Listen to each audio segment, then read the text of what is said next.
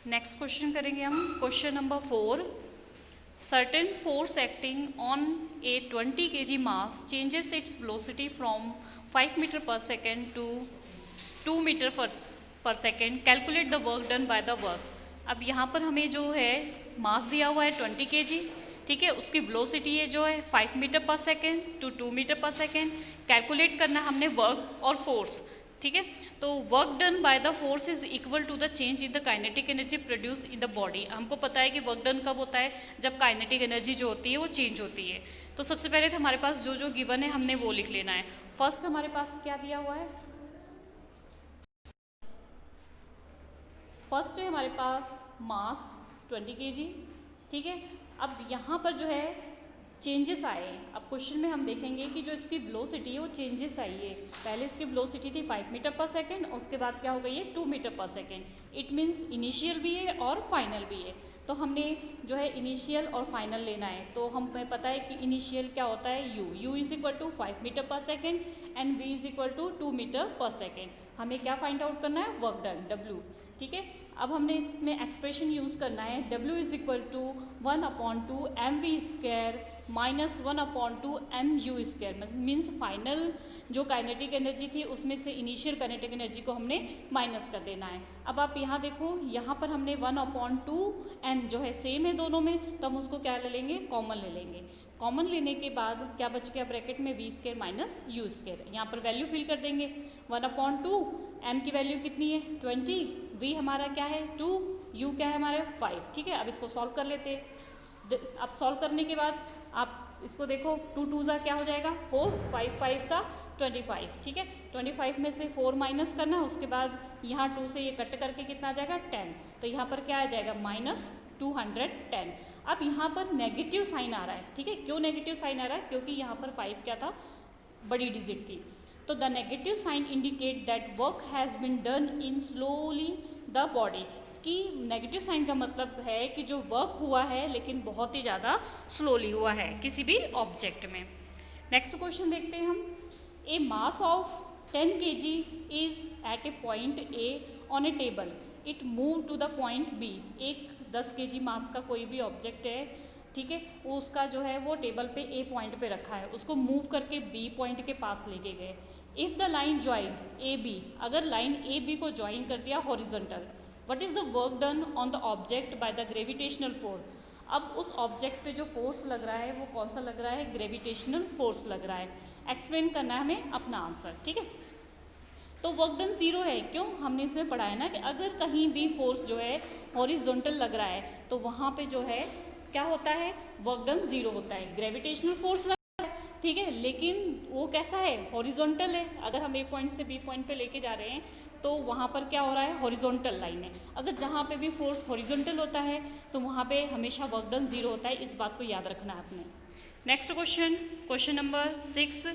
The potential energy of A freely falling object decreasing the progressively, does this violate the law of conservation of energy? Why? जो potential energy होती है free falling object में क्या होती है, कम होती है, डिक्रीज होती जाती है, कम होती जाती है।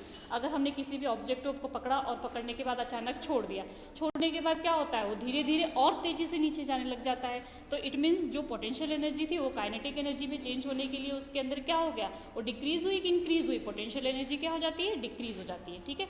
तो इसी को हम बताते हैं, क्योंकि हमने क्या कहा हुआ है कि कंजर्वेशन ऑफ एनर्जी में क्या होता है, एनर्जी ना तो क्रिएट होती है ना ही क्या होती है, डिस्ट्रॉय होती है। It does not violate the law of the conservation of energy whatever it is the decrease in PE यानी potential energy due to the loss of height, ठीक है। Same is the increase in kinetic energy due to increase in velocity of the body. हमें पता है कि यहाँ पे energy ना तो क्रिएट हो रही है ना ही डिस्ट्रॉय हो रही है, लेकिन उसकी स्पीड क्या हो रही है, कम ज़्यादा हो रही है। कि पोटेंशियल एनर्जी, कोई भी ऑब्जेक्ट हम गिराते हैं तो उसके अंदर पोटेंशियल एनर्जी जो है वो क्या होती जाती है, डिक्रीज होती जाती है, और काइनेटिक एनर्जी उसमें क्या होती है, इंक्रीज होने लग जाती है। कैसे, अगर यहाँ पर कोई स्टोन है, यहाँ पर आपने उसको गिराना है, तो यहाँ से आप उसको गिरा रहे हो तो यहाँ तो इसके पास पोटेंशियल एनर्जी थी, लेकिन गिरता है जब वो तो उसके अंदर क्या हो जाती है, बहुत तेज़ी से नीचे गिरता है, तो काइनेटिक एनर्जी बढ़ जाती है और पोटेंशियल एनर्जी इसमें क्या होती है, कम हो जाती है। नेक्स्ट है what are the various energy transformation that occur when you are riding a bicycle. Energy की ट्रांसफॉर्मेशन हमें बताना है कि जब हम साइकिल को राइड करते चलाते हैं। तो फर्स्ट क्या होता है, the chemical energy of the food change into the heat and then to muscles energy on paddling, the muscles energy change into the mechanical energy. तो फर्स्ट क्या होता है, हम जो खाना खाते हैं वो उसमें कौन सी एनर्जी होती है, केमिकल एनर्जी। केमिकल एनर्जी के कारण हमें क्या होती है, उसमें प्रोड्यूस होती है हीट। कैसे प्रोड्यूस होती है हीट, जब हम पैडलिंग करते हैं, जब पैडलिंग करते हैं तो गर्मी आती है ना, आपको पता होगा कि जब साइकिल चलाते हो तो गर्मी लगने लग जाती है, ठीक है, तो हीट प्रोड्यूस होती है। और वो कौन सी हीट, वो हीट किस में चेंज हो जाती है, मस्कुलर एनर्जी में, ठीक है। फिर मस्कुलर एनर्जी जो है उसकी वजह से साइकिल जो है आगे की तरफ मूव कर रही है, तो वो मस्कुलर एनर्जी किस में चेंज हो गया, मैकेनिकल एनर्जी में, ठीक है। Next question, question number 8, does the transfer of the energy take place when you push a huge rock with all you might and fall to move it, where it is energy you spend going. आपकी जो energy क्या transfer हुई अगर आपने एक बड़े से पत्थर को जो है क्या किया, धक्का दिया, ठीक है, तो एनर्जी किस फॉर्म में ट्रांसफ़र हुई है, energy transfer does not take place on no displacement. अगर हमने उस पत्थर को हम हिला नहीं पाए हैं तो वहाँ पे डिस्प्लेसमेंट नहीं आई है, इट मीन्स कोई वर्क नहीं हुआ है। तो क्या है, energy transfer does not take place as no displacement takes place in the direction of the applied force. अगर हमने फोर्स जिस डायरेक्शन में अप्लाई किया और वहाँ पे डिस्प्लेसमेंट नहीं हुई है तो हमें पता है कि वहाँ पे कोई भी वर्क नहीं हुआ है।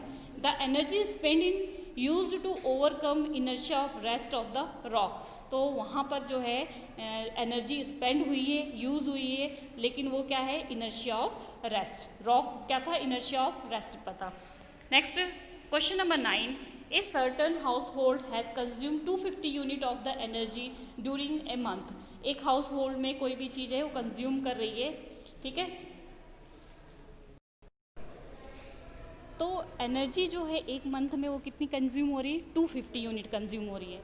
How much energy it is, this is joule. अब कितनी एनर्जी हुई, इसमें जूल में हमें एक्सप्रेस करना है। तो energy consumed in month, energy जो है एक मंथ में कितनी कंज्यूम हो रही है, 250 यूनिट, ठीक है।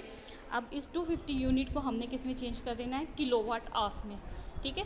तो किलोवाट आवर्स में चेंज करने के लिए 250 किलोवाट, ठीक है। किलोवाट मीन्स क्या हो जाता है, वॉट में हम चेंज करेंगे, ठीक है। किलोवाट तो हमें दिया हुआ है, यूनिट का मतलब होता है किलोवाट पर आवर्स, ठीक है। तो किलोवाट को हमने क्या करना है, 1000 से मल्टीप्लाई कर देना है वॉट में चेंज करने के लिए, और आवर्स को सेकंड में चेंज करने के लिए 3600 से मल्टीप्लाई कर देना है। तो जब हमने इससे मल्टीप्लाई कर दिया तो हमारे पास क्या आ गया, कुछ ये डिजिट आ जाएगी, आप करके देखना, ठीक है। तो अब इसके बाद ये पॉइंट लगाना भी आपको पता ही होगा कि कितनी ज़ीरो है, 1 2 3 4 5 6 7 8 ज़ीरो है। तो हमने क्या लिख देना है, 10 की पावर 8 और 9.0। ये आपने मैथ में इसको समझा होगा कैसे करना है, ठीक है। नेक्स्ट